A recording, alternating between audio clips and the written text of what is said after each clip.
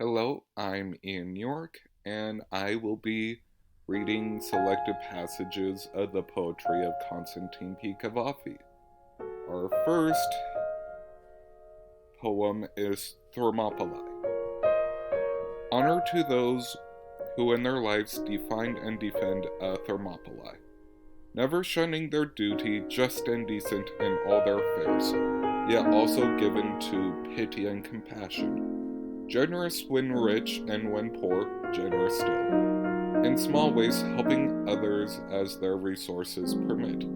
Always speaking the truth, yet without rancor for those who do not. And greater honor still is owed those who foresee, and many do, that ephialtes will appear in the end, and the means will break through after all. Our next poem is The Horses of Achilles. When they saw Patroclus lying dead, who was once so brave, so strong and young, the horses of Achilles began to weep. Their immortal nature stood aghast at that masterwork of death. They reared their heads and shook their manes. They stamped the ground with their hoofs and mourned for Patroclus. Lifeless and destroyed, mere flesh and bone, defenseless now, his spirit gone, a castaway from life, now not. Zeus saw the tears of the immortal steeds and grieved, said, "It was my mistake. It was my thoughtlessness and hideous wedding. We should never have given you as a gift for horses. What business did you have among wretched human, plaything of destiny, you whom neither death nor the sorrow of old age torment? Men have tangled you in their own miseries, yet the two noble horses continue to pour out their tears for the eternal misfortune of death." The next poem is probably Cavafy's most famous work, Ithaca. When you start on your way to Ithaca, pray that the journey be long, rich in adventure, rich in discovery. Do not fear the Cyclops, the Lastrygonians, or the anger of Poseidon. Do not encounter them. If a rare emotion possesses you, your body and soul, you will not encounter the Cyclops, the Lastrygonians, or savage Poseidon if you do not carry them in your own soul. If your soul does not set them before you, pray that the journey be a long one, that there will be countless summer mornings when and with what pleasure, what joy, you drift into harbors never before seen, that you make port in Phoenician markets and purchase their lovely goods, coral and mother of pearl, ebony and amber, and every kind of delightful perfume. Acquire all the voluptuous perfumes that you can, then set sail to Egypt's many towns to learn and learn from their scholars. Always keep Ithaca fixed in your mind. Arrival there is your destination, yet do not hurry the journey at all. Bear that it lasts for many years, and you arrive an old man on the island, rich from all that you have gained on the way, not counting on Ithaca for riches. For Ithaca gave you the splendid voyage. Without her, you would never have embarked. She has nothing more to give you now. And though you find her poor, she has not misled you. For you have grown so wise, so experienced from your travels. By then you have learned what Ithaca means. The next poem is Trojans. Our labor are those of men trapped in failure. Our labor are like those of the Trojans. We make some slight progress, take on a bit more, begin to grow bold and have high hopes. But something always intervenes and stops us. Achilles emerges from the trench before us, and with his war cry frightens us away. Our labors are like those of the Trojans. We imagine that with resolution and courage, we can reverse the decline in our fortunes, and so we stand outside the walls, girded for battle. But when the terrible moment arrives, All our resolution and courage vanish. Our spirit is shaken, paralyzed in fear, and we run round and round the walls, trying to save ourselves by flight. Yet our demise is certain. High up, on the walls, the lament has already begun. Our feelings and memories of our days all weep. Priam and Hecuba weep for us bitterly. Our next poem is Aristobulus. Now this one is probably my favorite since I enjoy reading about the Hasmonean dynasty of Judea. The palace laments, the king grieves, King Herod sobs inconsolably. The whole country is mourning for Aristobulus, who drowned tragically playing in the water with his friends. When they learn of his death in distant lands, when the news is carried to Syria, even the Greeks will join in mourning.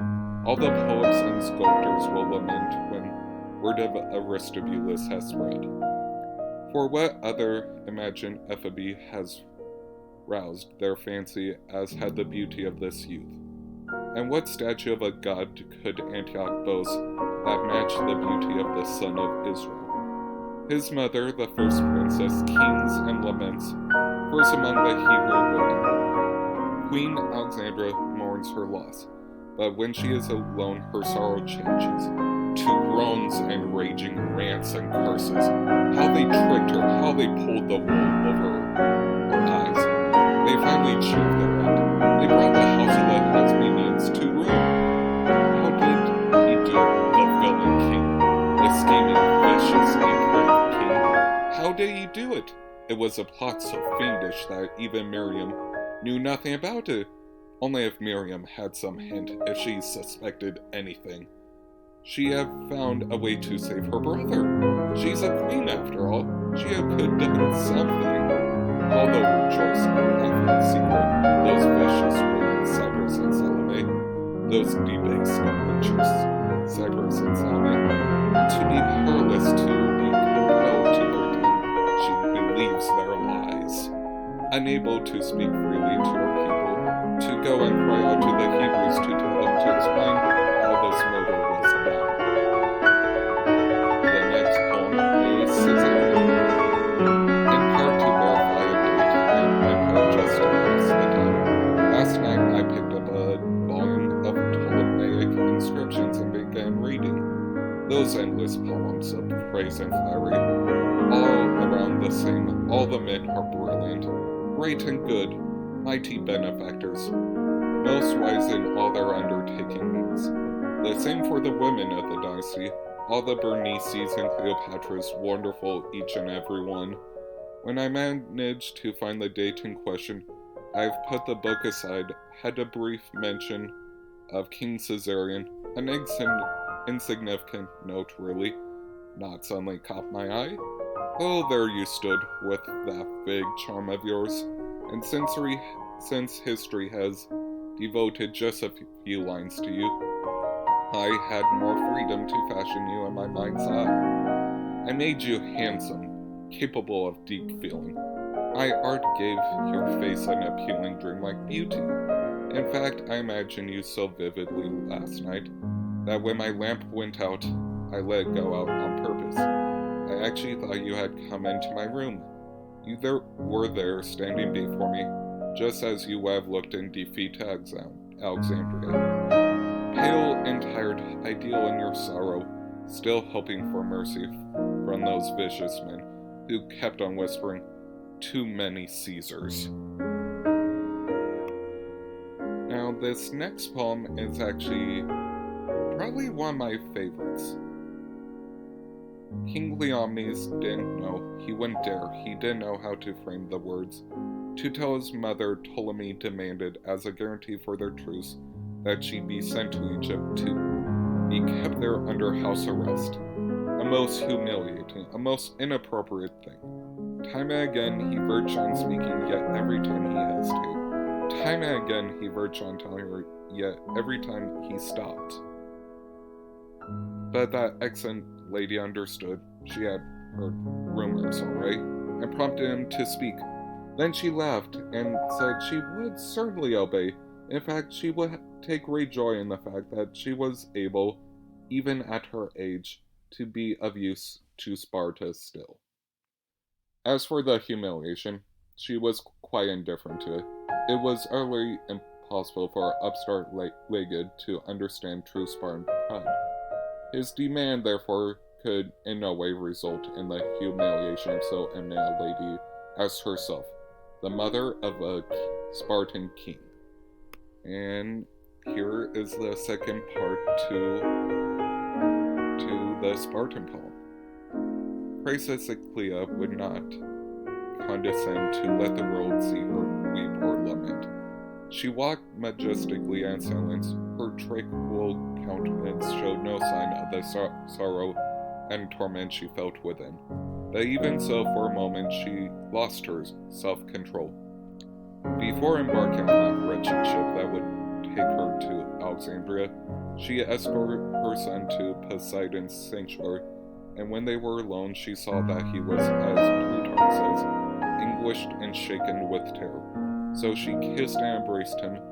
Then her indomitable character prevailed, and coming to herself, the admirable woman addressed Cleomenes, "Come, O king of the Lacedaemonians, and once outside, let none see us weep or behave in any way unworthy of Sparta. That alone is within our power. As for success or disappointment, those wait on us as the deity decrees." Then she stepped on the ship bound for whatever